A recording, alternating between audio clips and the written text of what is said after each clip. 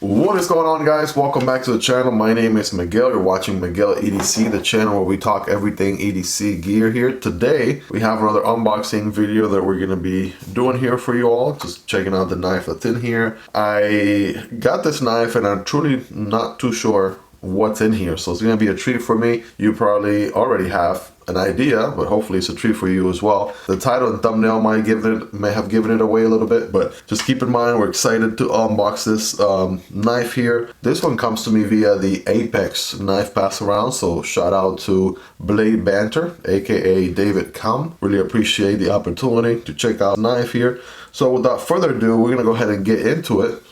Doing the honors today, we have the Tuya Wrath. This is a Dave Warren design from Tuya Knives. This thing looks really good here with the frag pattern titanium, M390 on the blade, flipper, thumb deployment, reverse flick. Actually, I lied. It is S90V. So yeah, honestly, it's been a pleasure to EDC this thing. I've been EDCing it here for quite a bit, and it is super premium, super high-end, super nice. So yeah, we're gonna go ahead and this guy's gonna be doing the honors today. Keep in mind, guys, there'll be links for this knife and any other knife that you see in this video down below in the description. So if you want to check any of these knives out, you're welcome to do so. It does help out the channel when you use those links. If you end up purchasing a knife, it definitely supports the channel that way, but that is entirely up to you, and it doesn't cost you anything extra. That being said, let's go ahead and cut into this one now.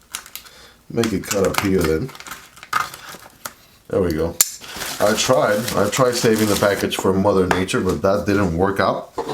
All right, ladies and gentlemen, here we are. We are working with, check this out. Check the brand, get a good read on that. We are working with a Benchmade knife. First one in the channel. Haven't really messed around with Benchmade all too much up until now, even in my own EDC journey, the knives that I have purchased for myself. So checking the first one out here is definitely going to be an awesome opportunity. Looks like we're working with the full immunity, everyday carry / tactical use, CPM M4, and manual open. If you guys are ready, I'm ready. Let's take a look here.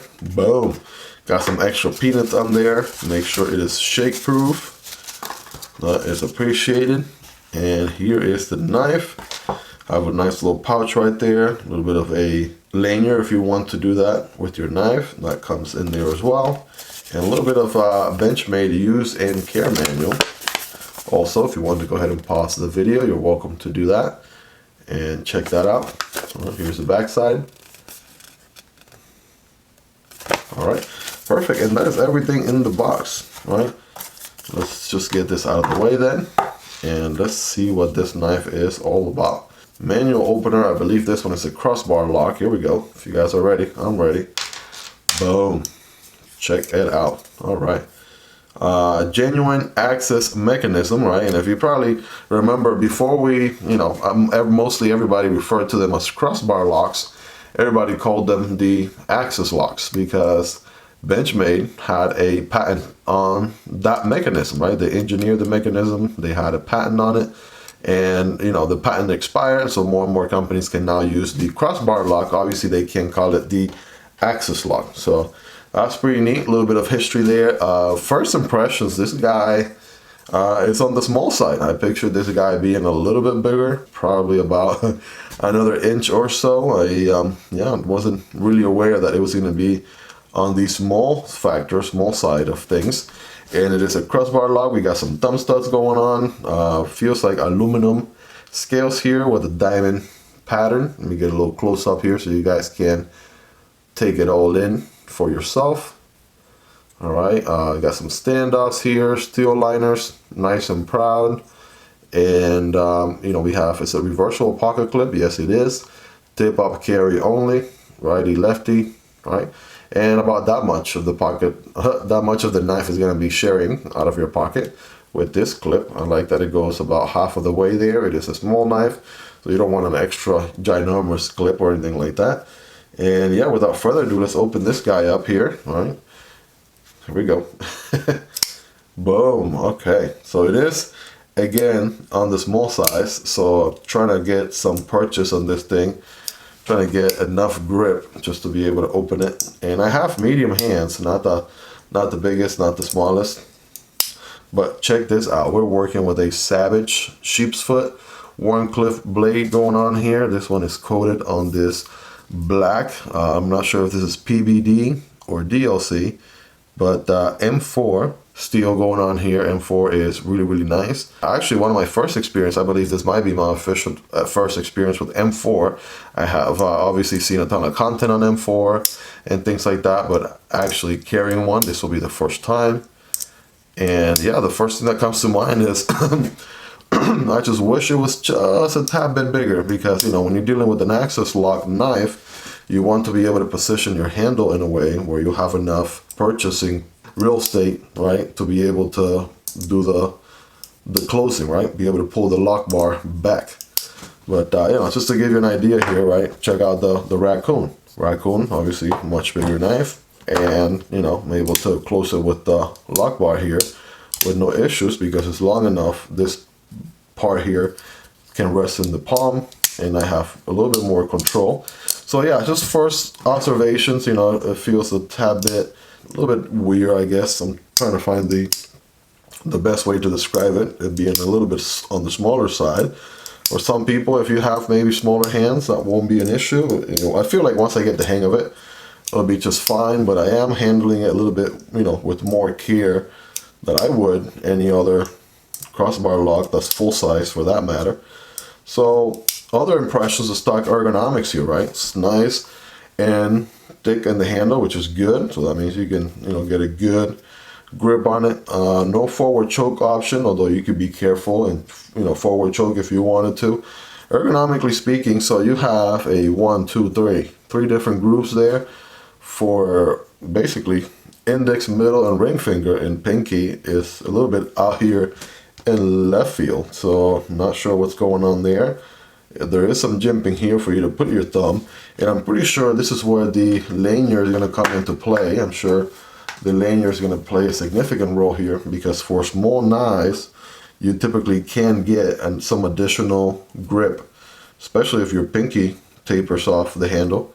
So let me try that really quick. I don't see that being very complicated to do. So just insert the lanyard here.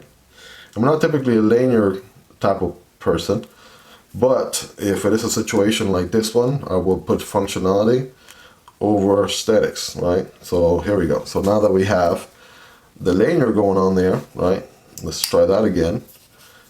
All right, there we go. See that? And somebody added this additional nut here. That's going to provide a tad bit more security in the hand when I'm utilizing the knife. That is going to help it a tad bit there. So even the pinky tapering off the handle, at least I can, you know, get a good grip on it here with that lanyard going on in the back. So that's, yeah, that's a little bit more practical in this situation, you know, because the fact that we're dealing with a smaller knife. But yeah, that is a very attractive, good looking blade right there. Love, love, love the shape of it. Really, really aggressive, right? Sort of gives me my Pyrite alt vibes.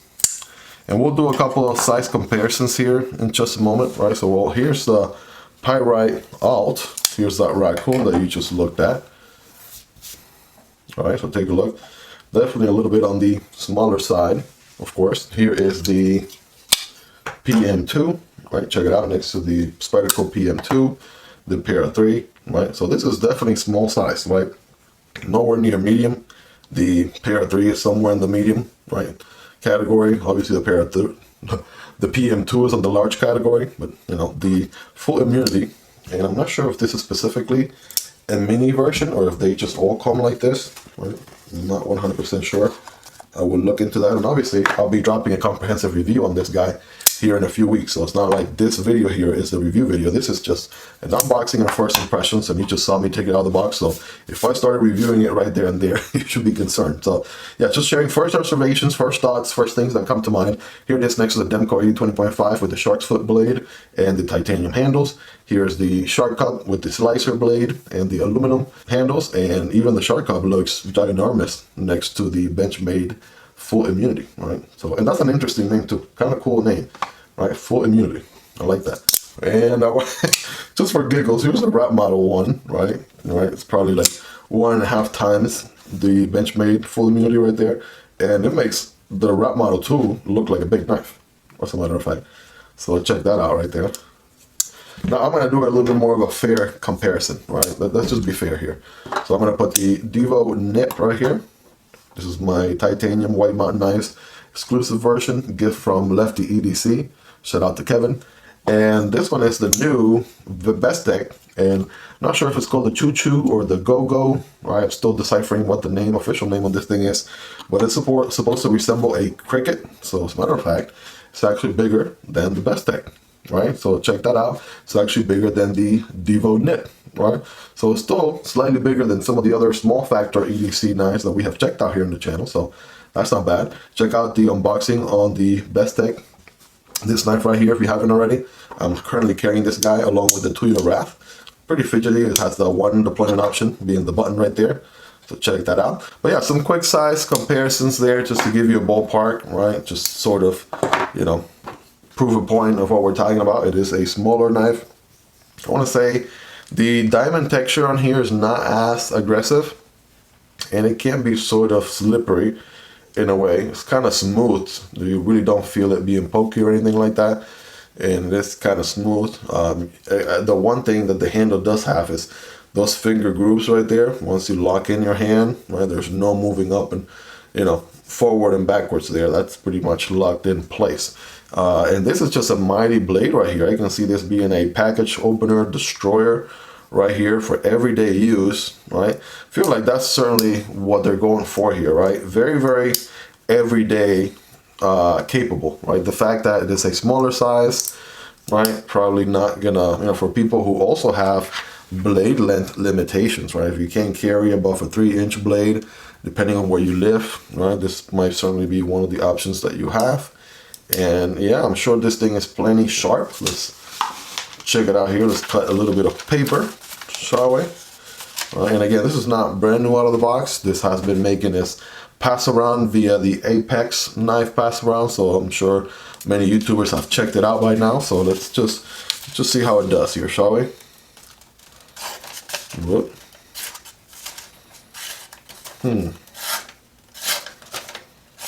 All right, I'm not sure if this guy needs a strap right about now. Probably struggling a little bit with that initial first bite, or maybe was a user error. I don't know. We'll just blame it on user error. Why not? All right, so it can definitely, right, bite into the paper still. So there is some edge still there. I'm sure it was a lot sharper when it came out of the box. Let's get some full slices in. There we go.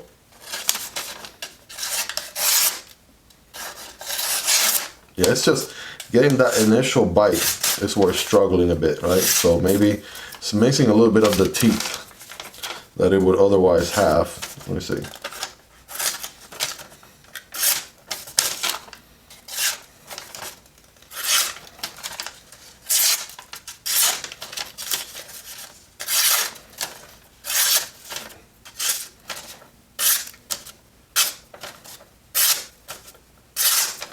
There we go. It just sort of depends on how it catches the paper, right? A good fresh edge will probably be very recommendable right about now. Or I'll just try probably strapping it first. But it can, you know, certainly cut paper, and I'm sure it will cut even better if it had been strapped or, you know, better edge. So I'll work on that. We have some cardboard here. Let's see how it does with everyday cardboard. Remember, when cutting cardboard, don't cut perpendicular, but rather at an angle like this. And here we go. Yeah, what's interesting here is where you know, it is struggling with paper, with cardboard is doing pretty good. And of course, I got to be mindful of the overall blade length that I'm working with. I don't want to, you know, the cut to taper off. I also don't want to sink this corner into the cardboard or anything.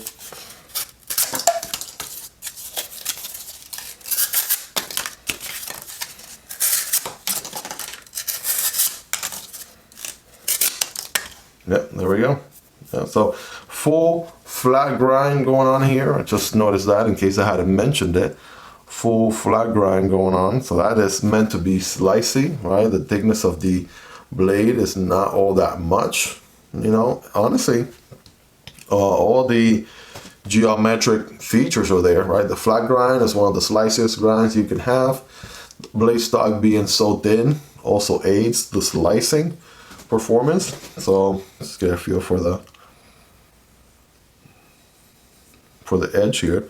So yeah, maybe a little bit of strapping on this guy will probably do it. You guys let me know in the comments, rate it on a scale from 1 through 10. Let's see, deployment options once again. So here's your thumb deployment, right? It helps if I get a grip a little bit further down for that. Boom, right? And of course, if it was a longer blade, it will fire with a little bit more attitude. Let's see the D10 here. I mean, you don't really have a D10. The crossbar itself is working as a D10. So it's, you know, doing a pretty decent job right there. All right, let's check out that reverse flick.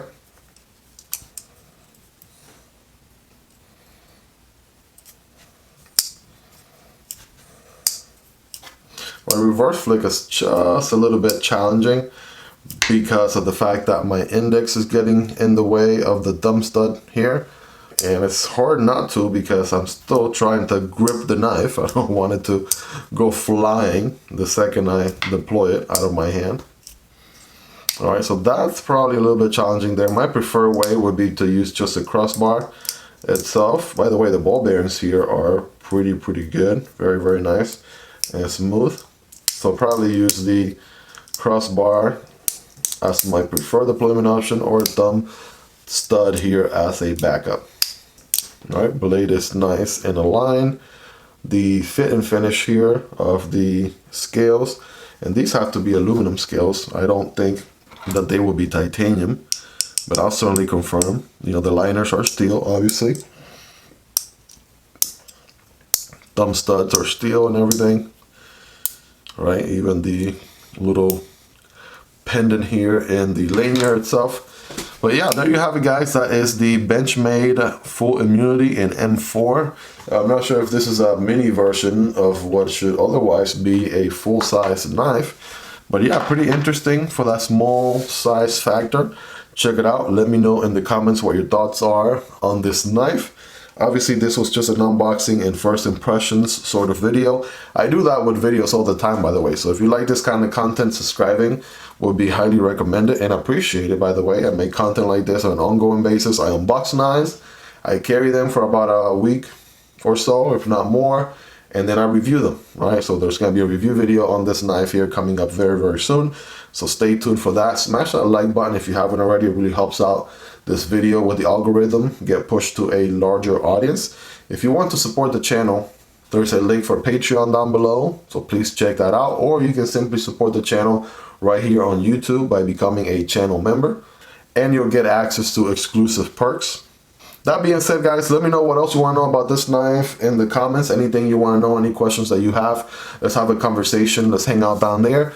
That way I know, or keep in mind those things when it comes time for the review video. Hope you guys enjoyed this brief unboxing. Love you guys so much. Thank you all for all of your support. Again, check out the unboxing on the Tuya Wrath if you haven't already. This is an awesome premium EDC knife. Really having a blast carrying this thing. It's just gorgeous and functional, and it's just really well tuned. So yeah, Tuya Wrath, I'll put a video card for it right here for you guys to watch that one next. Thank you for sticking with me here until the very end. I love you all. Hope you guys have a wonderful rest of your day, and I'll be seeing you on the next one. Peace.